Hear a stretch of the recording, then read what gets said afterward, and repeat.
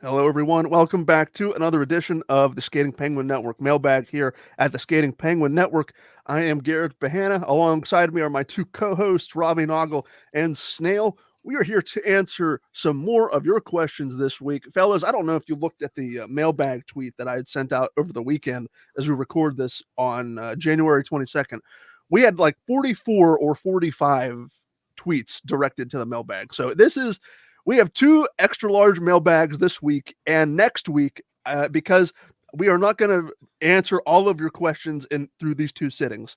I have already started to create a mailbag outline for next week with like 10 or 11 questions that were asked for this week's show that are like not as time sensitive. So if you asked a question this week and you didn't hear it either when this goes live on the 23rd or when we do our part 2, your question will be answered. It just may come a week later. That's how many questions we got in this week's mailbag, which is bonkers.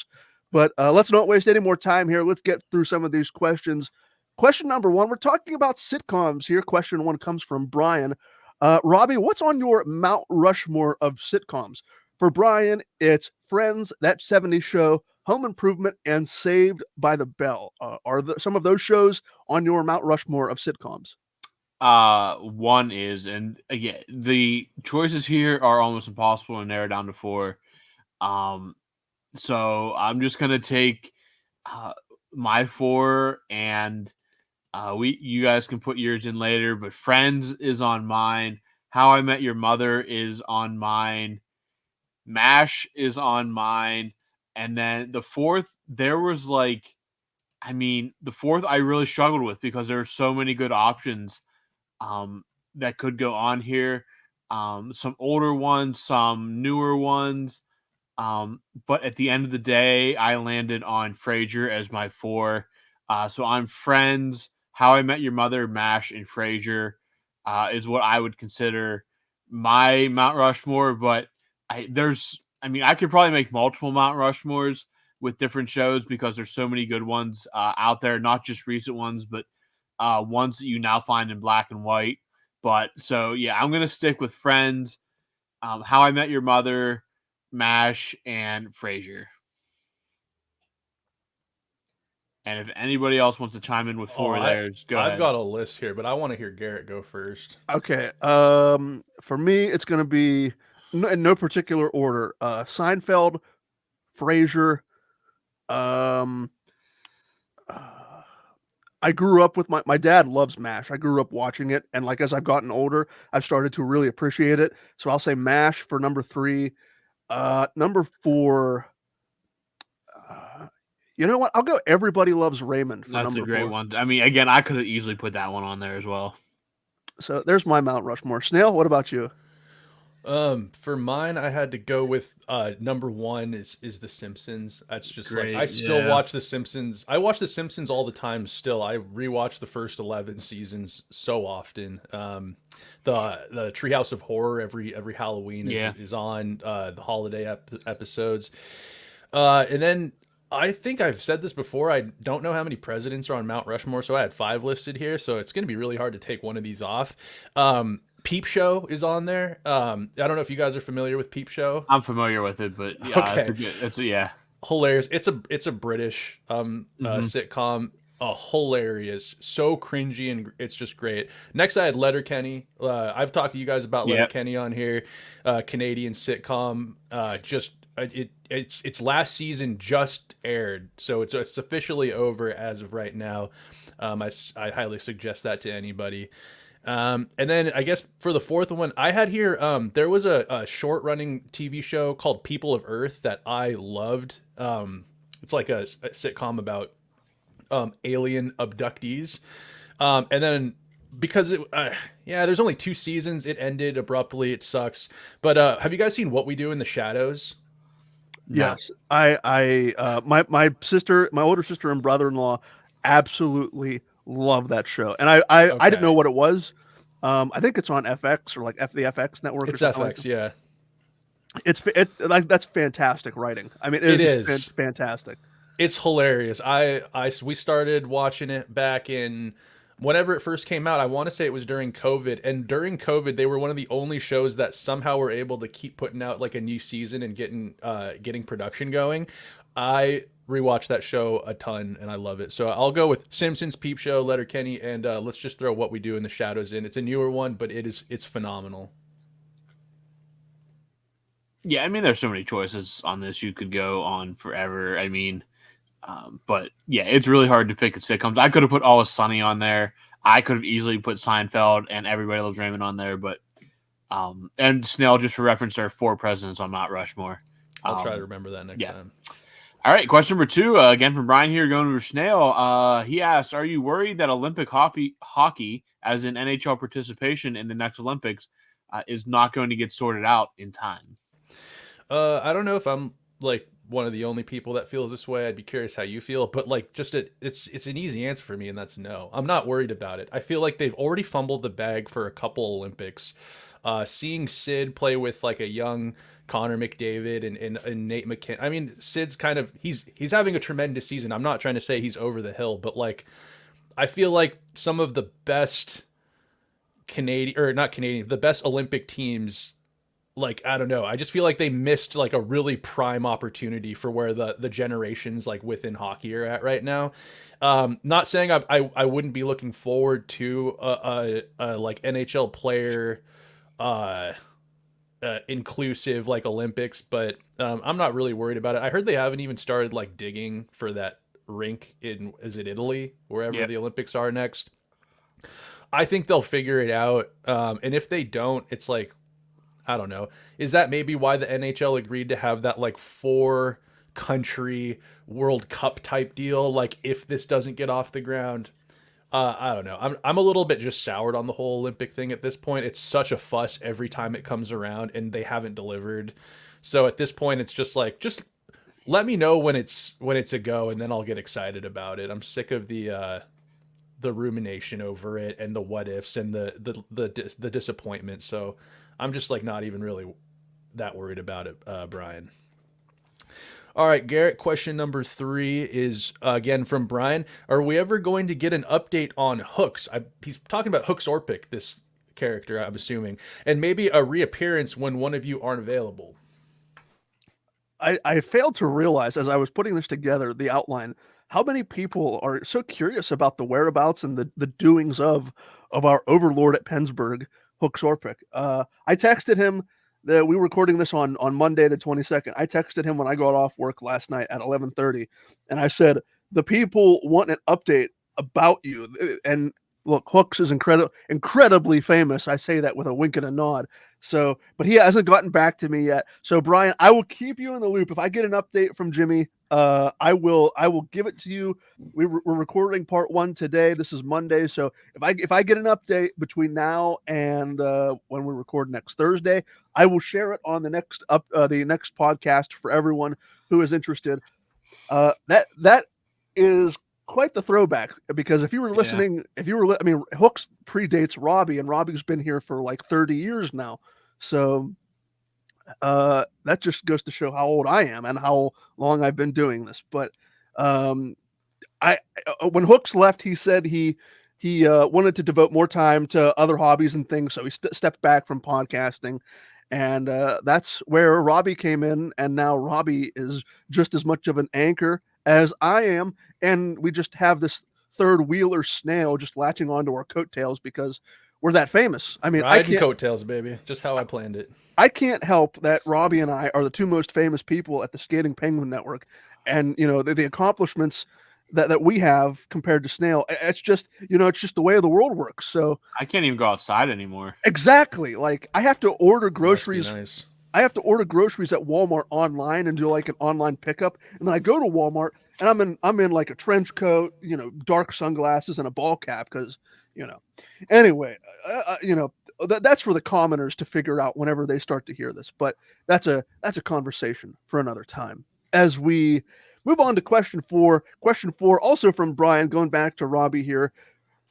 Robbie, do you think the success of the U.S. development program, do you think that success of that program means that other countries are going to follow suit with a similar program? So I think the U.S. development program and its success is more of a catching up than a charting new waters in terms of international hockey, because all your hockey powers, Canada, your Swedes, your Russians, all of them have some kind of development program for these young guys and have for years that allowed them to be powerhouses. And it just took the United States this long to catch up. Now, I will say that at the rate it's going, it may be time for some of these countries to rethink their development programs to keep pace with what the United States is doing, because right now they are just pumping out talent at an obscene level. You saw it at the World Juniors where they were barely threatened in any of their games. I think they took one game to overtime or a shootout, but they dominated the host Sweden. They didn't get a chance to play Canada because Canada did not even make the medal round. So I think at some point, if this success keeps up, it's going to be whether or not these other countries have the resources to dump into just keeping pace with what the United States is doing. Because if you look at this 4-team tournament that's supposedly coming next year, you look at the prospective rosters, the United States probably has the best roster. You look at 2026 Olympic rosters, the United States may enter that as at worst a co-favorite with Team Canada. There is so much talent in this program right now, and we're really just starting to scratch the surface of them being a competitive international force to the point where they are favorites walking into these tournaments, especially when you start involving NHL players. So the success of the development program has been phenomenal. It looks like it will only continue. So it has since caught up to where it was lacking, and now it will be up to these other countries to take their development programs to this next level, or risk being left behind by what the United States is putting out there right now. Question number 6, we're switching over to Tony Gale here, and we got Snail in the batter's box for this one. Tony asks, over halfway now in the season, what are your predictions who will be in the Stanley Cup Final? I did not ask you the right question. I was like, so this is from Brian, actually. Tony will go to Garrett, but Brian asked, do you like the captain choices for the All-Star game and the celebrity representatives? Yeah, so the captains are Austin Matthews, Connor McDavid, Nathan McKinnon, and I believe a co-captaincy here with Jack and Quinn Hughes for the Metro coming from the New Jersey Devils. And I'm fine with that. I'm old now. It's their league. It's these players' NHL now. It's crazy seeing, like, for how many years was it, like, Sid Novi, like, at the All-Star game, like chumming it up on the sidelines, like Jumbo Joe Thornton or a Pavelski, Anze Kopitar. They might still be there, but like those were like the big guys that were captaining teams, and now it's like, I mean, it's much deserved. So I don't see an issue with that at all. And then what I was actually really anticipating was the celebrities that were going to be included, because with the NHL, you don't know who they're going to pull out, because they don't have, I would say, the power that like an NBA or an NFL has. Like, you're not going to see like a Rihanna or I don't know, name a mega star. Like, I was going to say Britney Spears, but I don't think she would have. The celebrities that the NHL got for the All-Star game is Justin Bieber, Will Arnett, Michael Bublé, and Tate McRae. And I think that it's just like, that's just like, I mean, they all, like, Justin Bieber's like a Toronto fan. Will Arnett's a Toronto fan. Michael Bublé is a Canadian, like, he's Canadian, right? He's a Canucks fan. Vancouver. He's a big Canucks guy. And Tate McRae's from Calgary. I thought Tate McRae is the biggest get for them. I don't know if you guys have any opinion on that. I think right now she probably is. I mean, she's got to be the biggest, like, get for them. Because I think those Bieber, Arnett, and Bublé, like, I don't think they're older. I don't know. Tate McRae is kind of out of left field, I would say. And who is Tate McRae? She's a country singer. She's like a young up and coming country singer from Calgary, and she's sick. She's actually really awesome. I don't really listen to a ton of country, but I don't know. I like a little country. I think Tate McRae's awesome, and She's super hot too. So, great get for the NHL, I think, in her, because that's going to attract the young crowd, like a younger. It's for younger people anyway. The All Star game is for younger folks, and Yeah. having a guy like Tate McRae, I think, is gonna be good for the NHL. Justin Bieber's still young, but I think it's like he's actually like. I mean, but Justin Bieber was like somehow big when I was in high school, like over a decade ago. So I don't know how he's honestly kind of still kicking around. Does he even still make music anymore? Um, I would Yeah, I imagine. think he does. I don't know. I don't know. Yeah, it's weird to think that he's like an old celebrity now. Yeah. Um, Yeah. been in the spotlight a long time. So, those are my thoughts on the celebrities. The captains, like I said, it's their NHL now. These are going to be the captains you probably see. These are going to be the familiar faces at the All Star game for the next decade. So, unless you guys have anything to chime in on the All Star game, let's move on. And I'll ask Garrett here a question from Tony Gale. Over halfway now in the season, what are your predictions for who will be in the Stanley Cup Final? Alrighty, we're at the halfway point of the season. Let me look at some of the standings here. So the Jets, and we've talked about the Jets before on the podcast. They've come out of nowhere. The Canucks have also come out of nowhere in the West. You have the Avalanche up there. They're 7-3 in their last 10. The Oilers have made like the turnaround of the century, winners of their last 13 games after their horrendous start. In the East, the Bruins and the Rangers are atop of their respective divisions. As far as Stanley Cup Final goes, for me, the Bruins. Yeah, I'll say the Bruins come out of the East. As far as the West, I think the East is obviously weaker than the West. The Jets, I don't buy the Jets as the Jets and Canucks. I don't buy either of them. Prove it to me over a longer period of time and prove to me this isn't a flash in the pan. I'll say the Bruins come out of the East, and I'll say, you know what? I'll say the Oilers come out of the West, and McDavid finally gets into a Stanley Cup Final against the Bruins. Anybody else going once, going twice? Yeah, I'll go. I'll chime in here real quick. Yeah, the East just feels like a complete jumbled mess. I'm gonna say the Panthers go back to back out of the East. That'd I be just my feel pick like, too, Rob. yeah, I just feel they got hot. I just feel that it's coming for them. It's all gonna start clicking here like it did last year in the second half. I just don't trust anybody out of that Metro. The Rangers have cooled off significantly. They're not The the real Fly, deal. the Flyers, I think, will make the playoffs at this point. I just don't. They're just not ready. The Hurricanes, the scoring isn't there to keep up. Um, Or again? goaltending either. Oh yeah, I guess so. Yeah, I didn't think about the goaltending. The West, like you said, I just don't. I trust the Jets more than I trust the Canucks. Um, but I think when it all comes down to it, I'm gonna go a little dark horse here. I'm gonna say Dallas comes out of the West. Not a bad choice. They're good. They've got that great Yeah, goaltender. They've got a great decor. They've got a mix of young studs and good veterans. yeah, Um, I'm gonna chime in here and say I think it's got to be right now. It's always like a what if with health. We saw the Florida Panthers flame out in the Stanley Cup Final last year because of health. They were just so banged up by the end. But if I think they're going to make a deadline acquisition too, I doubt that they're going to stand pat and not add. What they add, I'm not quite sure, but they've got goaltending. They've got Bobrovsky, and I think they've got a little bit of depth goaltending as well. That decor, I'm pretty envious of. They all can move the puck and have bite. I think they're going to miss Gudis, though. I think not having Gudis, I assume if they make a deadline acquisition, they go after some piss and vinegar. Not that they don't need any more on that team. Everyone's a prick on that team, but they might get a big body that it's hard to move in front of the net or something that'll scream in a goalie's face when they win in overtime. Maybe a four. I'm taking the Panthers. I think to make the Stanley Cup Final, and then out of the West, it's for me.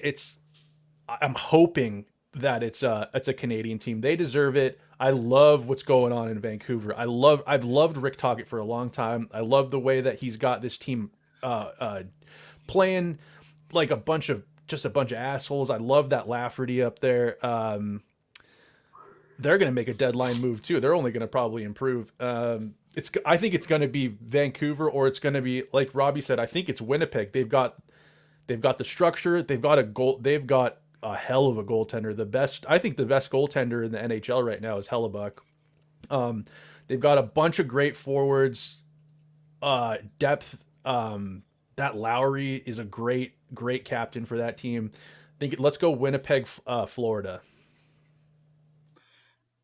Winnipeg, Florida. Alrighty. Let's keep talking about the Stanley Cup here as we go to question 7 from Andreas Castle.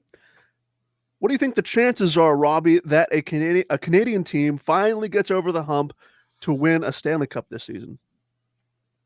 So I think looking at the standings, you have really 4, I'd say, good options looking at right now. You obviously have Winnipeg and Vancouver carrying the torch right now. Edmonton's coming, and then Toronto. But I will be straight up. I do not trust the Maple Leafs this year. They just do not. The vibes are so bad.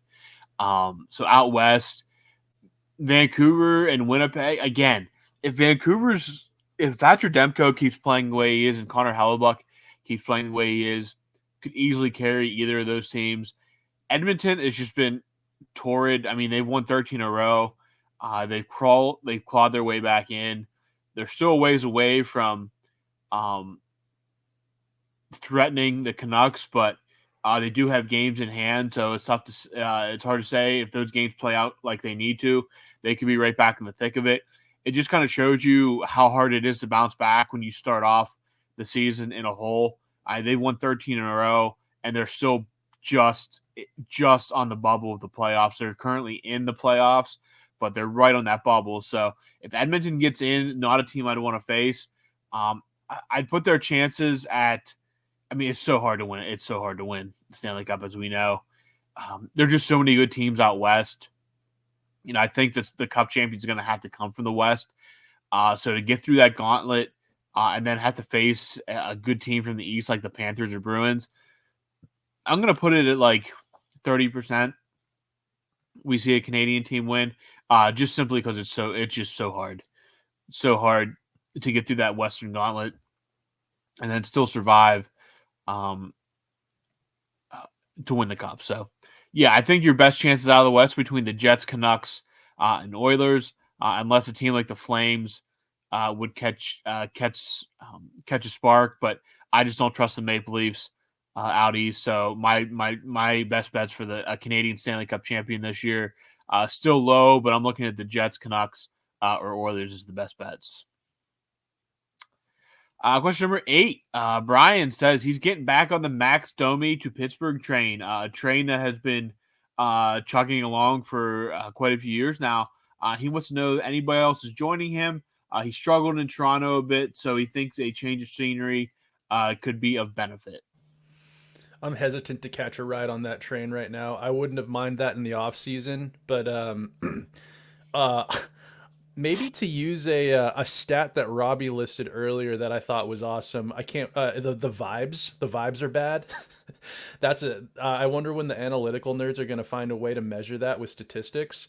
But Max Domi, not having the season that that Toronto wanted him to have. I think he had a hell of a run with Dallas in the playoffs, and he's shown at times to have glimpses of being just an awesome, pesky centerman. That he's got speed. He's creative. He's a creative centerman, I would say. I would take Max on the team. I like what he brings, but I think the problem with this question for me right now is that I actually like Lars Eller at 3C. I don't know about you guys. I like Lars Eller. I like Drew O'Connor on his wing. I would say for me, if I'm looking at hypothetical train rides to get on here, backing certain players to bring into Pittsburgh, I'm looking for a right shot third line winger. That's what I'm looking for. I don't think Max would necessarily fill that role. He could. He's a versatile player, but I think he's proven over his career that he's better at center with his foot speed and creativity and playmaking ability. I don't know if he's fit to be I don't know if he's best suited to be a winger. So might I suggest revisiting a sort of a change of scenery type scenario that actually involved Max Domi at one point when the Habs traded Max Domi to Columbus for Josh Anderson. And this is a train that I've been beckoning, come one, come all, let's get on this train, because this is the type of player that Pittsburgh needs, and that's Josh Anderson. He's a right winger with great foot speed, tenacity. He's a great forechecker. He's the perfect third line center. He fights, he scores. He scored some big goals for both Columbus and the Habs in their playoff runs that they've been in. That's the train that I'm buying a ticket to, Brian. I'm looking for a third liner, depth player that can maybe he was a top 6 player in Columbus, top six player at times with Montreal, middle 6 forward, I guess is what I'd call him. So yeah, I don't know. Max Domi, to answer your question, Max Domi, I'm iffy on. I'd be looking for maybe something else to slot in on that third line for the Penguins. All right, Garrett. Question number 9 here from Brian. He asks, other than Lemieux, whose career trajectory in Penguins history would you change if you could? He mentions here Pouliot, Desprez, and Murray. All good options here, but I think Bennett or Tangradi would be my final choices. I was convinced when they recalled Derek Pouliot. This would have been 2014 or 2015. I was convinced when they recalled Pouliot that he was going to be like the next big thing. I think his debut was against the Florida Panthers. I think he scored in his first game or one of his first games, and I was like, yeah, this is the next coming. This is Chris Letang's replacement. I'm like, this is it. We and then 8th overall pick. I mean, yeah, it's perfect. Like Pouliot, and then I think to his credit, I think Derek Pouliot is still in the NHL. I think he's on an AHL contract. I would imagine if he's not, Snail, you're shaking your head. Where is Derek Pouliot today?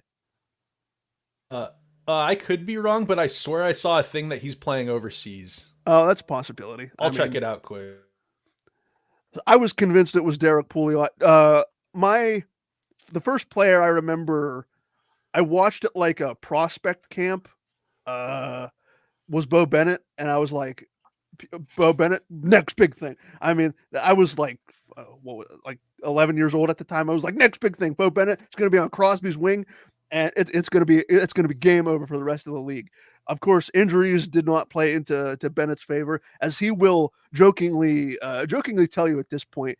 He's always been a good sport about the injuries, and I'm starting to get a smile on my face. Robbie and Snail probably too. Do you remember the meme that went around when they won the Stanley Cup? Yeah, about the ambulance parade. Yeah, that was actually that was a very, very just well thought out meme. Like that's one of the better ones I've ever seen. I think Bo Bennett might have retweeted it too. I mean, props to Bo Bennett for playing along with it. I mean, players in that scenario could have been all curmudgeon-y and been like, "Yeah, I didn't get my fair shake," but he rolled with the punches, and it was fantastic. So Bo Bennett definitely up there. Derek Pouliot for me definitely up there. Simone Dupre really didn't work out, and then I think pretty sure Jim Rutherford traded Dupre. He and did, then, yeah. And then he had started to have some concussion issues out west. But yeah, Bennett and Pouliot for me, especially maybe it's just because it's recency bias, but those two players for me would definitely be ones that I would be changing the trajectory of. Quickly, let me just add quickly here. So I don't know what I don't want to give people bad information. I thought maybe he'd played overseas. He's actually playing in the AHL right now. He's got 34 games, 6 goals, 20 assists for 26 points, 43 PIMs. Dude, he has been a suitcase since he broke into the league in 2014, 2015. With the Penguins, 2014, 2015, and then it was 2015, 2016. He played 22 games with the Penguins, 11 games the next year, and then 2017, 2018, he played 71 games for the Vancouver Canucks, 22 points. 2018, 2019, he played 62 games again for the Canucks. He then played for the St. Louis Blues, A couple years it looks like here in the minors with the Lehigh Valley Phantoms, Vegas Golden Knights. He had 2 games. He played 9 games for the Seattle Kraken. I had no idea that even happened right under my nose in my backyard. San Jose Sharks, he played 8 games last year, and then this year he's firmly planted in the AHL. So it's not quite over for Derek Pouliot, former 8th overall pick. Keeping the dream alive. We respect the grind. Question 10, going back to Robbie here. Robbie, if you were given the job of modernizing the names of some of the awarded trophies every offseason, which names would you choose? I think so. We'll start with just off the top of my head here. The Jack Adams, which is Coach of the Year, would have to be a Scotty Bowman trophy. Again, probably the greatest coach in NHL history. Definitely got to be there. Norris, I don't know how modern we want to go, but I think Orr is probably the rightful name of that one. Just because, I mean, he's arguably, if I'm basically not even arguably the greatest defenseman, completely transformed that position. And trying to think, rookie's hard because, I mean, how do you Solani, may I suggest? Solani could be on there. I mean, he has one of the great rookie seasons. Vezina, people would probably argue Brodeur. I would argue Hasek, personally, but that's just my 2 cents on that. What do I got left here? The Selke best defensive forward is obviously should be the Patrice Bergeron trophy. I think that's goes without saying, just a complete force there. And MVP, I think people would default to Gretzky. I'm going to say that should be the Gordie Howe trophy, just because of the legacy and all that. And everything he's done for the game. I would go Gordie Howe for the what is today the Hart Trophy. Question number 11. Jumping back to Snail over here. Would you rather target a defenseman or forward at the trade deadline? At the trade deadline, if it's a defenseman, it's got to be a very specific defenseman. Granted, there's a couple things that need to be a factor here. That one of those things being that the Penguins need to be firmly in a playoff spot, not a point or two outside. I just don't know. I don't know if that's the gamble that Dubas and co are going to be making. I think that if, let's say they're firmly in a playoff spot and they have health on their side. Health is the other really key component here to what they go out and acquire at the deadline. And no specific order either on those. But if it's a D-man, it's got to be a shutdown D-man. We have Chris Letang and we have Erik Karlsson, who are almost like a fourth forward out there at times. I've been saying this all year, with those two guys taking up quite a few minutes of ice time on the back end. You need people that are able to stop goals from going in your net and stop bad things from happening, which is a lot to put essentially on one player. Like, that's one player. When you've got like an ace of spades line out there, like Sid, Gensel, Rust, and then you have a Karlsson or Letang. You've got one guy whose job it is to keep all hell from breaking loose in their own end. So if I'm going out, I'm thinking about a shutdown guy. There's, of course, every great team has a good shutdown pair or a good shutdown defenseman. Chris Tanev's name is out there. Chris Tanev, we're familiar with his younger brother. Was it Brent? What's his name? Chris Tanev, and then I'm spacing on Tanev's the other Brandon Tanev. Okay, Brandon Tanev. He has a brother named Chris Tanev who just eats pucks for breakfast, lunch, and dinner. He's unrestricted free agent, I believe, at the end of this year. He's on Calgary, who I don't know if they're a lock to make the playoffs. They're playing all right now. A guy like him, I know he's a right shot, but I mean, dude, with Karlsson or Letang being the rovers that they are, you put Chris or Eric on their offside, their offhand wing, and you put Chris Tanev just to lock it down defensively. I wouldn't mind a move like that. But they do have plenty of D depth right now. Not all of it's great depth, but they do have some depth. I think what they need is depth scoring. I'd probably lean towards going out and grabbing a depth forward at the deadline. And some names that I just think that should be on on that list want list for depth forwards would be, I don't know how Kessel doesn't have a job yet, and I know that there are some Penguins fans that are iffy on bringing a guy like Kessel back because they did get rid of him. There was some chatter, some rumors that he wasn't getting along too well with Malkin at some point. We have no idea if any of that is true or not. They seem to still have a great relationship. Every time they play, they're laughing, high-fiving, playing tummy sticks. So I'd be keen on bringing. I think he'd be great on the third or the fourth line right wing. Josh Anderson, like I'd mentioned, I've always wondered what it would take to pry a guy like Brendan Gallagher away from the Montreal Canadiens. I think he's a perfect right shot, like a third liner. He's a forechecking machine. He can play net front pretty well, even though he's not the biggest body. I wonder about a guy like Brendan Gallagher. And depending on where the Minnesota Wild are at when it gets closer to the trade deadline, they've kind of had a rocky season. We know they're in cap hell. They've kind of hit some ruts this year, and it looks like at times maybe they're not going to be a playoff team. I'd wonder what it would take to get a guy like a Pat Maroon or a Brandon Duhaime off the Minnesota Wild. And these guys are not, they aren't like a Kessel or a Josh Anderson by any means what they're scoring, but I think Maroon's a great glue guy for a playoff push or a playoff run. He's greasy along the boards. He used to be a top 6 player. He doesn't have the wheels for it anymore, but he knows how to score. He's just slippery around the front of the net, kind of like a Corey Perry.